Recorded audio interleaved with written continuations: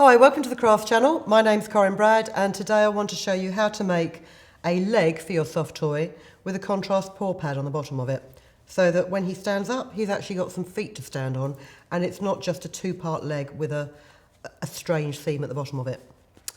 I've done a demo showing how to make an arm with a paw pad, so if you've watched that you'll know the way that I tend to do my patterns, and I don't know if I do them right, if I'm quite honest with you. I do them the way that I find easiest.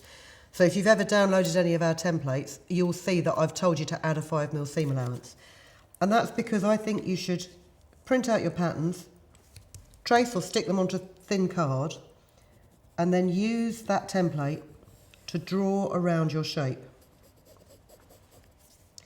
And what you do is you add your seam allowance when you come to cut it out, but you leave that drawn line as your sewing guide. So we'll have this leg the same colour.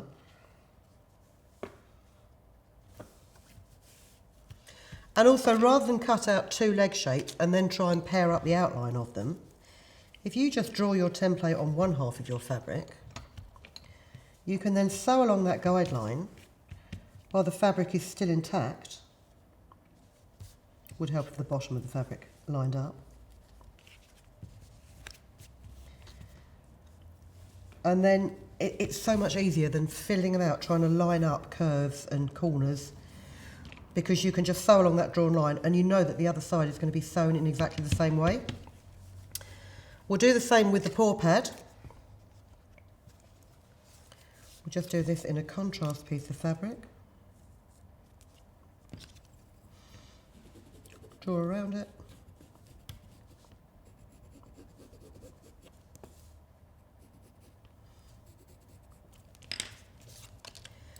Fold it in half and pin it.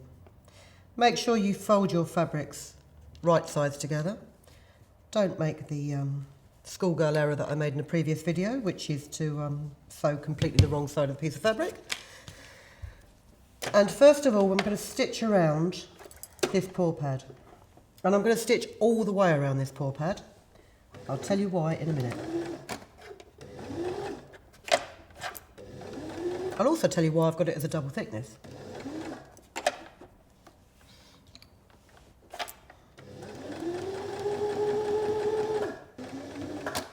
So I've stitched all the way around that, and you're now going to go, well, yeah, fine, you've stitched all the way around there. How on earth are you going to turn that out because you've left no turning gap? Well, because this is going to be the underside of the foot, you can simply trim out your fabric. And it is worth, if you haven't got a pair of pinking shears, it is worth getting a decent pair of pinking shears if you're going to be doing a lot of curved sewing, because it does make the seam so much better. And it's also worth investing in a pair of sharp embroidery scissors, because what you do is you separate your fabrics,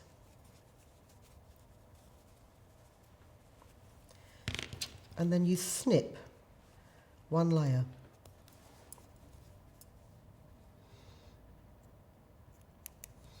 And that snipped hole becomes your turning gap. And because you've done this as a double thickness of fabric, you're never going to see that hole because it will be inside the bear.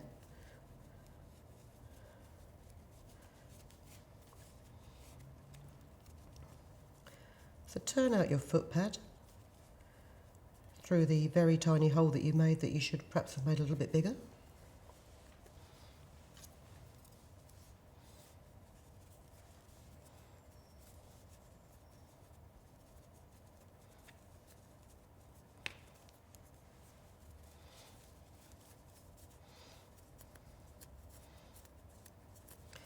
Run round the seam with the point of your knitting needle. If you're going to use a knitting needle, make sure it's not too pointy a knitting needle. And you know, if you're going to use scissors, make sure again they're not too pointy because you don't want to rip that seam. And just to make sure you get as good a finish on that paw pad as you can, give it a press.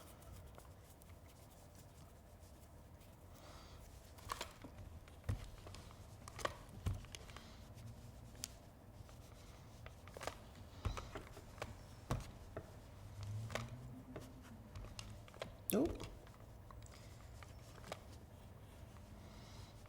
On the smallest ironing board in the world. One day I will do a demonstration how to make this ironing board.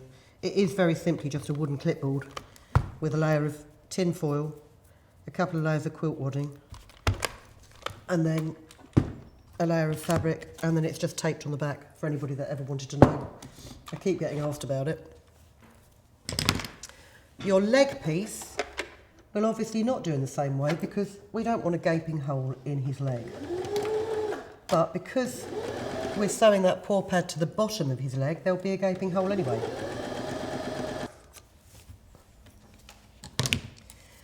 Again, cut him out with pinking shears.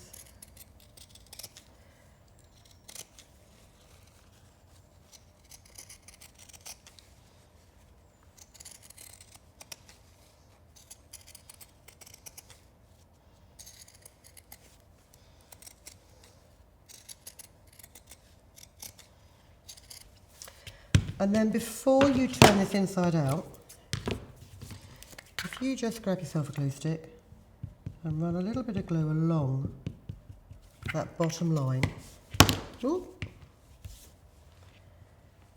and fold this fabric out, it does two things. It stops the edge of your fabric getting badly frayed as you're stuffing the foot. And it also then gives you a definite stitching line for when you come to attach the sole of the foot. And you don't need a lot of dry glue stick. I use a dry one so it doesn't soak through the fabric and glue the two layers together. And also it's a fairly quick bond. Just before I turn him out, we've got quite a sharp angle there, so you need to clip that.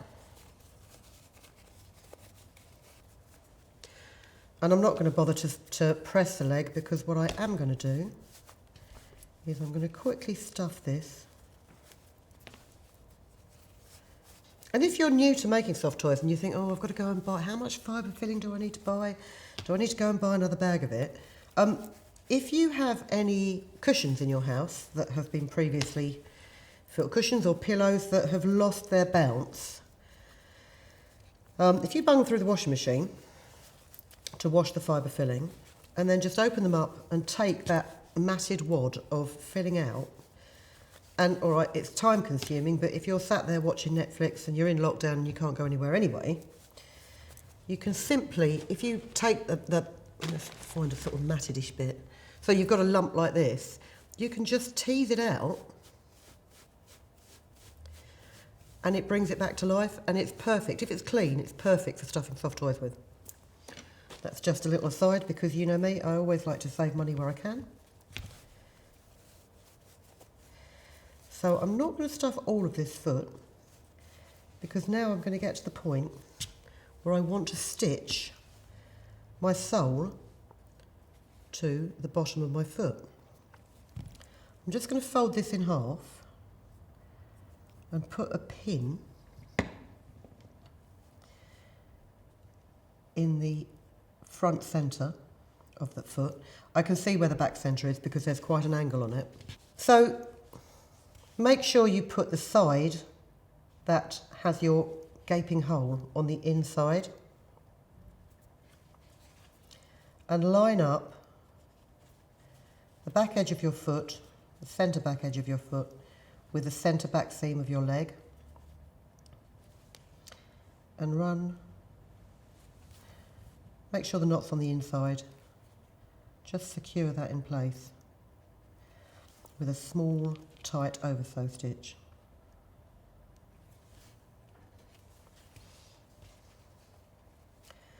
And then what you can do is simply sew from sole to leg. I don't know if you can see that on the overhead camera, because it's quite small stitches.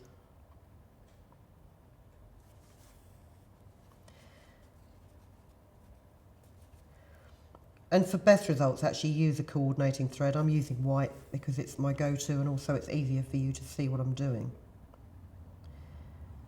but run that oversew stitch so that you don't see the slant on the outside. All you see on the outside is the very small stitches.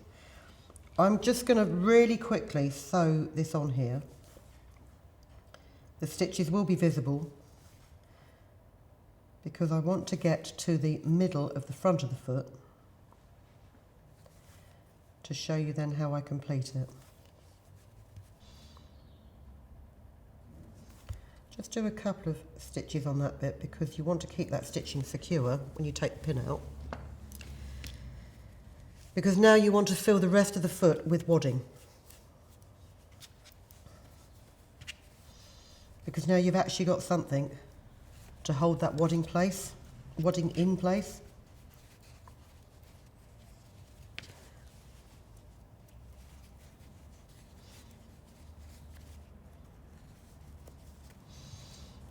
Pop it in there. And then very quickly sew up half of the other side of the foot, and this is going to be very quickly.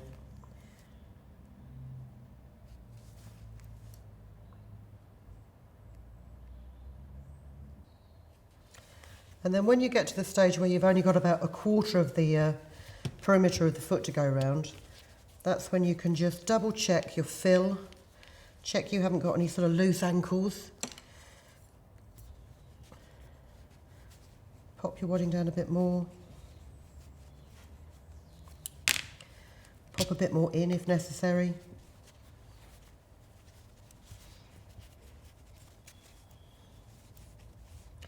And then close up that gap.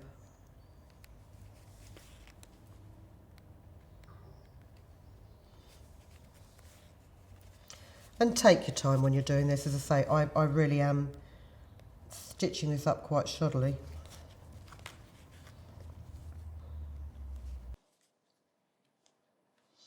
And this is what I mean also about the adjustment. When you get to the very end,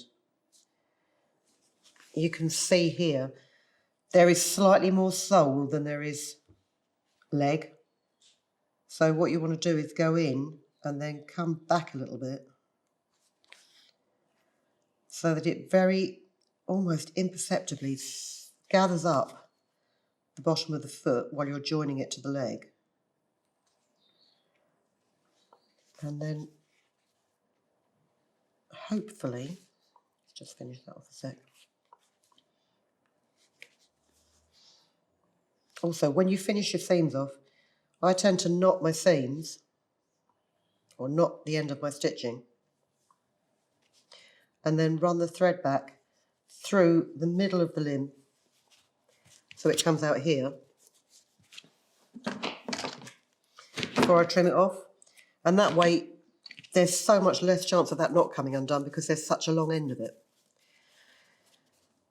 And then you can just manipulate the bottom of the foot out so that that little bit of emergency gathering I had to do on the underside doesn't notice anymore. And there you have your leg with your paw pad.